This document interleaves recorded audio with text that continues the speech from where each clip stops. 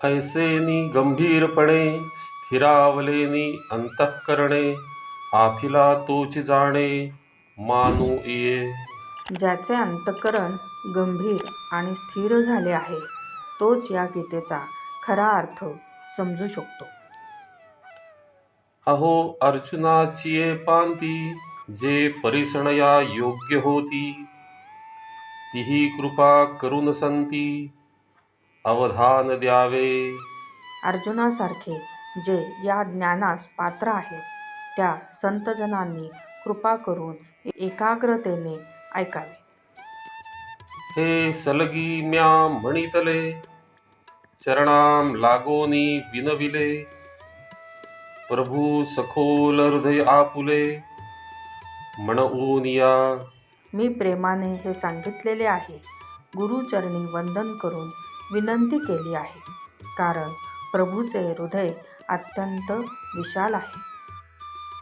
जैसा स्वभावो मायबापांचा अपत्य बोले जरी बोबडी वाचा तरी अधिकची तयाचा संतोष अथी.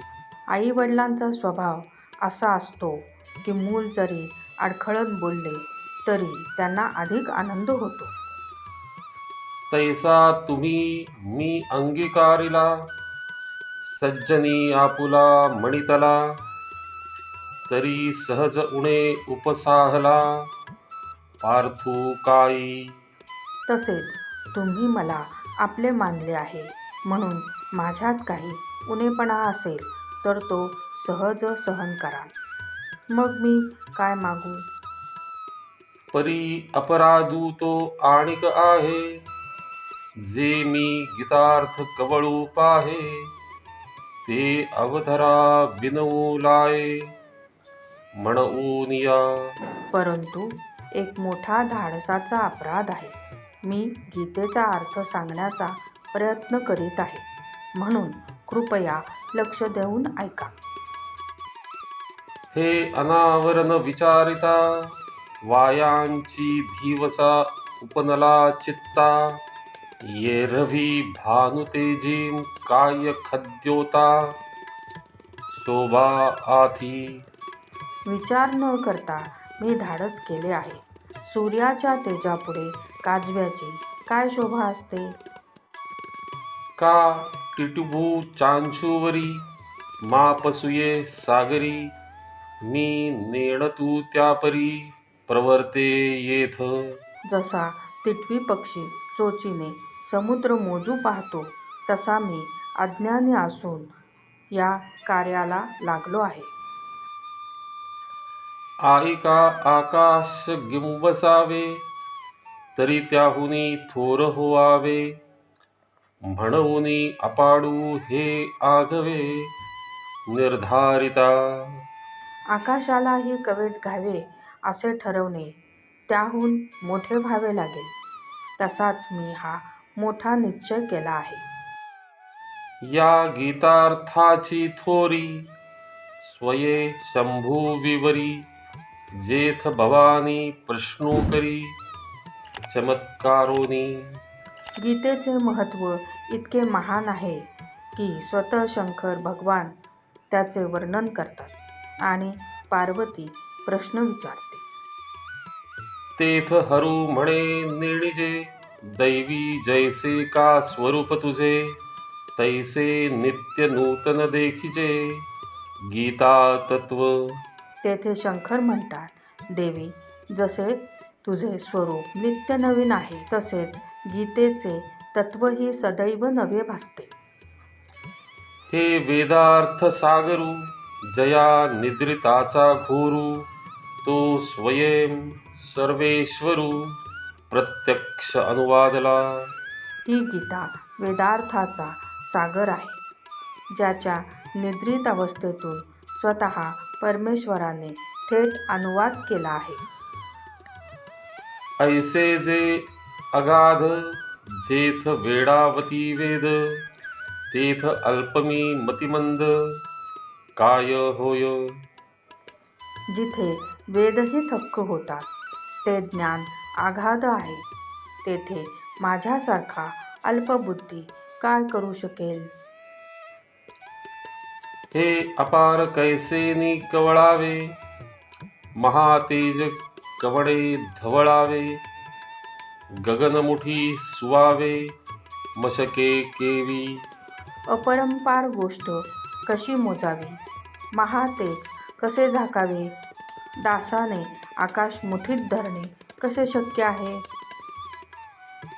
परी येथ असे एक आधारू, तेणेची बोले मी सधरू, जे सानुकूळ श्रीगुरु ज्ञानदेवो म्हणे. परंतु मला एक आधार आहे, माझे अनुकूल श्रीगुरु, त्यांच्या कृपेने मी बोलतो. येरवी तरी मी मूर्खू, जरी जाहला अविवेकू, तरी संत कृपा दीपू शोजवळू असे. मी जरी मूर्ख असलो तरी संतांची कृपा दिवा प्रकाश देणारी आहे. लोहाचे कनक होये, हे सामर्थ्य परिसीच आहे, की मृतही जीवितला आहे अमृत सिद्धी. परिस स्पर्शाने लोखंड सोने होते, अमृतामुळे मृतालाही जीवन मिळते. तशीच ही गुरुकृपा आहे. जरी प्रकटे सिद्ध सरस्वती, तरी मुकया आथी भारती, एथ वस्तू सामर्थ्य शक्ती नवलकाई. जर सरस्वती प्रकट झाली तर मुका देखील बोलू शकतो, म्हणून येथे आश्चर्य काय? जया ते कामधेनू माये, तयासी अप्राप्य काही आहे, म्हणूनी मी प्रवर्तोल आहे ग्रंथी ये. ज्याच्याकडे कामधेनू आहे त्याला काहीच अप्राप्य नसते, म्हणून मी हा ग्रंथ सांगण्यास सुरुवात करतोय. तरी न्यूनते पुरते, अधिकते सरते, करून घ्यावे हे तुमते विनवतू असे.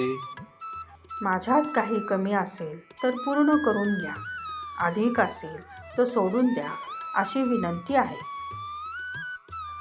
आता देईजो अवधान, तुम्ही बोलविल्या मी बोलेन, जैसे चेष्टे सूत्राधीन दारू यंत्र. तुम्ही लक्ष द्या, तुमच्या प्रेरणेनेच मी बोलेन, जसे बाहुली दोऱ्याने हलते. तैसा मी अनुग्रहीतू, साधूंचा निरोपितू, ते आपुला अलंकारितू फलतयापरी. मी संतांचा कृपापात्र आहे, त्यांनीच मला जसे सजवले तसे मी बोलतो आहे. तव श्री गुरु म्हणती राहे, हे तुझ बोलावे न लगे काही, आता ग्रंथा चित्त देई झडकरी वेगा. तेव्हा गुरु म्हणाले, आता अधिक बोलू नकोस, लवकर ग्रंथावर लक्ष दे. या बोला निवृत्त दासू, पाऊनी परम उल्हासू, म्हणे परियेसा मना अवकाशू देऊनिया. हे ऐकून ज्ञानदेव आनंदित झाले आणि मनाला अवकाश देऊन कथा सुरू केली. धृतराष्ट्र उवाच. धर्मक्षेत्रे कुरुक्षेत्रे समवेतायुयुत्सवः, मामकाः पांडवाश्चैव किमकुर्वत संजय. धृतराष्ट्र म्हणतो, हे संजया, धर्मभूमी असलेल्या कुरुक्षेत्रावर युद्ध करण्यास उत्सुक झालेले माझे पुत्र आणि पांडव एकत्र जमले असता त्यांनी काय केले? येथे मामका म्हणजे माझे कौरव धृतराष्ट्राची पक्षपाती भावना येथे दिसते. तरी पुत्रस्नेहे मोहितू, धृतराष्ट्र असे पूसतू, म्हणे संजया सांगे मातू, कुरुक्षेत्रेंची. पुत्रप्रेमाने मोहित झालेला धृतराष्ट्र संजयाला विचारतो, कुरुक्षेत्रात काय घडले? हे धर्मालय म्हणीजे, तेथ पांडव आणि माझे, गेले असती व्याजे, झुंजाचेनी. धर्मभूमी असलेल्या त्या कुरुक्षेत्रात माझे पुत्र आणि पांडव युद्धासाठी गेले आहेत. तरी तीही ये तुला अवसरी, काय किजत असे येर येरी, ते झडकरी कथन करी मजप्रती. त्यावेळी त्यांनी काय केले ते लवकर सांग. संजय उवाच. दृष्ट्वा तु पांडवानिकं व्यूढं दुर्योधनस्तदा आचार्यमुपसंगम्य राजा वचनमब्रवीत्. संजय म्हणतो, त्यावेळी पांडवांची सुव्यवस्थित आणि सज्ज अशी सेना पाहून राजा दुर्योधन आपल्या गुरु द्रोणाचार्यांकडे जाऊन असे म्हणाला. येथे दुर्योधनाच्या मनात भीती आणि चिंता दाटलेली होती, म्हणून तो थेट आपल्या गुरूंकडे गेला. तिये वेळी तो संजय बोले, म्हणे पांडव सैन्य उचलले, जैसे महाप्रळयी पसरले कृतांतमुख. संजय म्हणतो, पांडवांचे सैन्य महाप्रलयासारखे भयंकर दिसत होते. जैसे ते घनदाट उठावले एकवाट, जैसे उसळले कालकूट धरी कणव.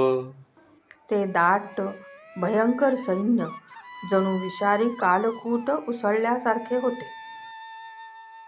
ना तरी वडवानलू साधुकला, प्रलयवाते पोखला, सागर शोषुनी उधवला अंबरासी. जणू समुद्रातील अग्नी उसळला आहे, प्रलय वाऱ्याने भडकला आणि सागर आकाशाकडे उधळला, अशी ती भयभीषण स्थिती होती. तुम्ही जर या चॅनलवर नवीन असाल तर चॅनलला सबस्क्राईब करा, बेल आयकॉनवर क्लिक करा आणि त्याचसोबत व्हिडिओ आवडल्यास थँक्स बटनवर क्लिक करायला विसरू नका हां.